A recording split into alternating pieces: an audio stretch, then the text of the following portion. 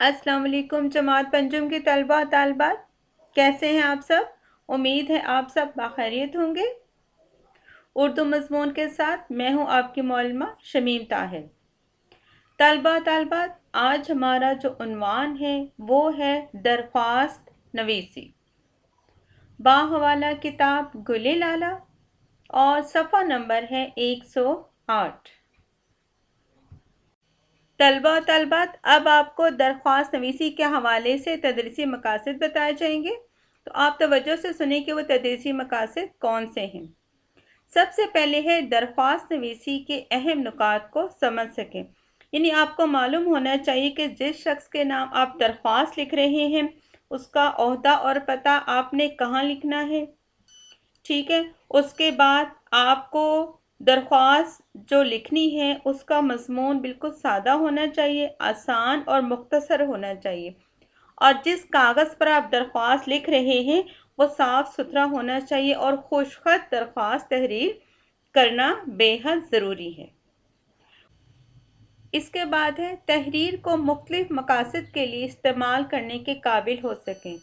अब देखें, जो कुछ आप अपने इर्द गिर्द देखते हैं उससे आप तहरीरी सूरत में लिखने के काबिल हो सकते हैं, चाहे वो कोई मजमून हो, दरख्वास्त हो या ख़त हो।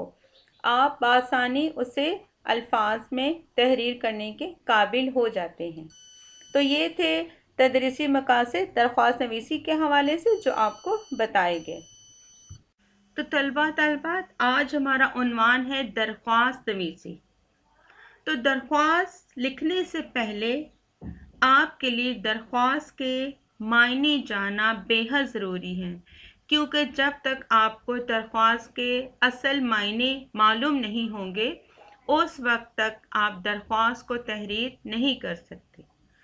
तो दरख्वास्त के लुग़वी मायने हैं, यानी लुगत के हिसाब से दरख्वास्त के मायने हैं गुजारिश, अर्ज़, आरज़ू, इल्तिमास, यानी ऐसी तहरीर जिसके ज़रिए कोई शख्स अपनी ज़रूरत उस काम के ज़िम्मेदार शख्स से बयान करता है, दरख्वास्त कहलाती है।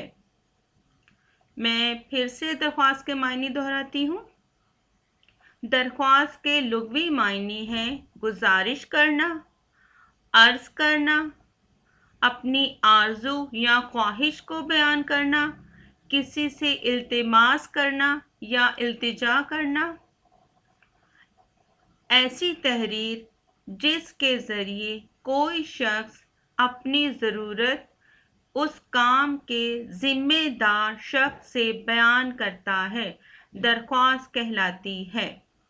तो तलबा तालबात, ये थे दरख्वास्त के मायने। उम्मीद है आपको अच्छी तरह से समझ आ गए होंगे। तलबा तालबात, आपको दरख्वास्त के मायने बताए गए, उम्मीद है आप समझ गए होंगे। अब आते हैं दरख्वास्त की इक़साम की तरफ। तो दरख्वास्त हम मुख्तलिफ मौक़ों के लिए लिखते हैं, जैसे कि स्कूल प्रिंसिपल के नाम दरख्वास्त बराए बीमारी, यानी अगर आप बीमार हैं, आप सर दर्द है और आप स्कूल हाजिर नहीं हो सकते, तो आप अपने स्कूल प्रिंसिपल के नाम दरख्वास्त बराए रुखसत बीमारी तहरीर करते हैं। इसी तरह से अगर आपको कोई ज़रूरी काम है और इस वजह से आप स्कूल हाजिर नहीं हो सकते, तो आप दरख्वास्त बराए ज़रूरी काम तहरीर करते हैं। फिर है हसूल सर्टिफिकेट। आपने स्कूल का सर्टिफिकेट हासिल करना है, तो इस सिलसिले में आप अपने प्रिंसिपल के नाम दरख्वास्त बराए हसूल सर्टिफिकेट तहरीर करते हैं। तो ये थी वो चंद दरख्वास्त जो आप अपने स्कूल में अपने प्रिंसिपल के नाम तहरीर करते हैं। इसी तरह से अगर आपके मोहल्ले में गंदगी है और आप मोहल्ले की सफाई करवाना चाहते हैं, तो आप दरख्वास्त बराए सफाई मोहल्ला तहरीर करते हैं अपने ज़िला नाज़िम साहब के नाम। यानी अगर आपने सफाई मोहल्ले के लिए दरख्वास्त लिखनी है तो आप ज़िला नाज़िम साहब के नाम दरख्वास्त तहरीर करते हैं। इसी तरह से अगर आपने नौकरी हासिल करनी है, तो जहां आप नौकरी करना चाहते हैं वहां के मुतालिका महकमे के अफसर के नाम आप दरख्वास्त तहरीर करते हैं। इसी तरह से अगर अहम दस्तावेज़ात गुम हो जाएं یا منی آرڈر وقت پر نہ پہنچے تو ہم درخواست تحریر کرتے ہیں. یعنی کوئی بھی اہم دستاویزات کے گم ہونے پر یا منی آرڈر کے وقت پر نہ پہنچنے پر بھی درخواست تحریر کی جاتی ہے.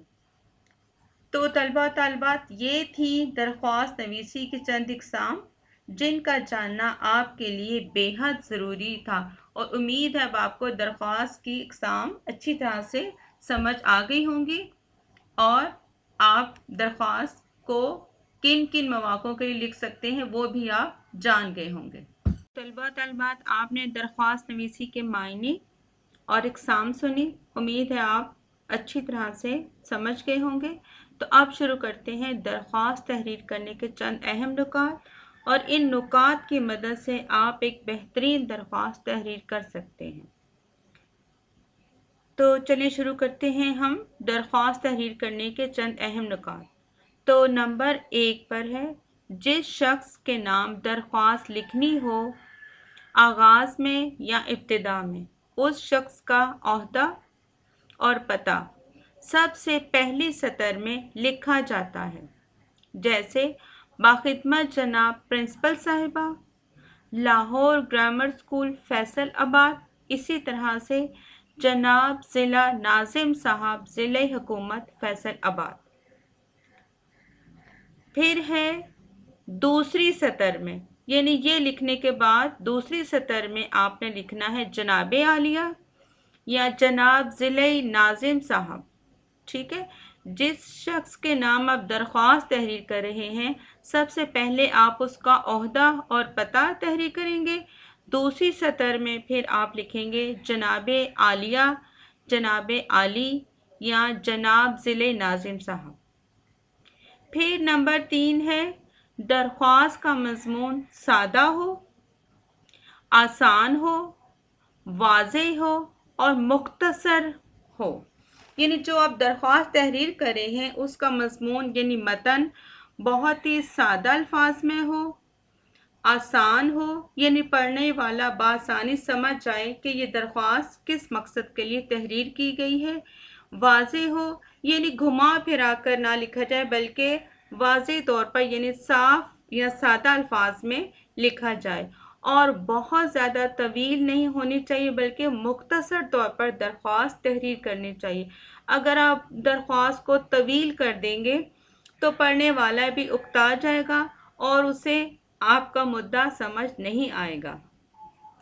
تو جب بھی آپ درخواست تحریر کریں آپ درخواست کا متن بالکل سادہ الفاظ میں لکھیں، آسان زبان میں لکھیں، واضح طور پر لکھیں اور مختصر طور پر بیان کریں تاکہ پڑھنے والا بآسانی درخواست کو سمجھ جائے. پھر ہے دعائیہ الفاظ لکھ کر درخواست ختم کریں. یعنی جس کے نام آپ نے درخواست لکھی ہے آپ اس کو دعائیں دے کر درخواست ختم کریں، جیسے کہ شکریہ، آداب، عین نوازش. اس کے بعد ہے آخر میں العارض یا درخواست گزار لکھ کر اپنا نام پتہ لکھا جاتا ہے. یعنی جو شخص درخواست تحریر کر رہا ہے وہ العارض یا درخواست گزار لکھے گا، اس کے بعد اپنا نام لکھے گا اور پھر اپنا پتہ واضح طور پر تحریر کرے گا. تو یہ تھی درخواست نویسی کے چند اہم نکات جن کی مدد سے آپ ایک بہترین درخواست تحریر کر سکتے ہیں. طلبہ آپ کو درخواست نویسی کے معنی، تدریسی مقاصد اور اہم نکات بتائے گئے. امید ہے ان سب کو پڑھنے اور سننے کے بعد آپ ایک بہترین درخواست تحریر کر سکیں گے. تو اب آتے ہیں آج کے عنوان کی طرف.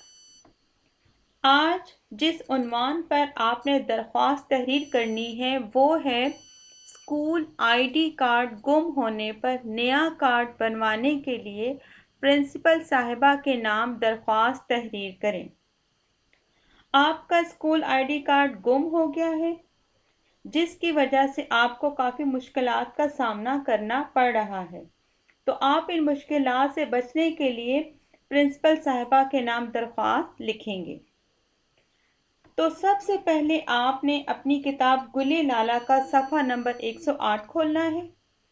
وہاں نمونے کے طور پر درخواست لکھی گئی ہے اور آپ نے اسی درخواست کو مد نظر رکھ کر درخواست لکھنی ہے۔ یہ کام آپ نے اپنی جماعت کا کام نوٹ بک پر کرنا ہے۔ آپ مورخہ، یوم، جماعت کا کام لکھیں گے، اس کے بعد عنوان، درخواست نویسی تحریر کریں گے اور درخواست آپ نے خشک تحریر کرنی ہے۔ تو امید ہے درخواست کے حوالے سے جو کچھ آپ کو بتایا گیا ہے اسے مد نظر رکھ کر آپ بآسانی درخواست تحریر کر سکیں گے۔ اس کے ساتھ ہی ہمارا آج کا جو موضوع ہے وہ اختتام پذیر ہوا۔ امید ہے آپ درخواست نویسی کے تمام اہم نکات کو اچھی طرح سے سمجھ چکے ہیں اور آپ درخواست بآسانی تحریر کر لیں گے۔ اب آپ سے اجازت چاہتی ہوں۔ اپنا خیال رکھیے گا۔ اللہ حافظ۔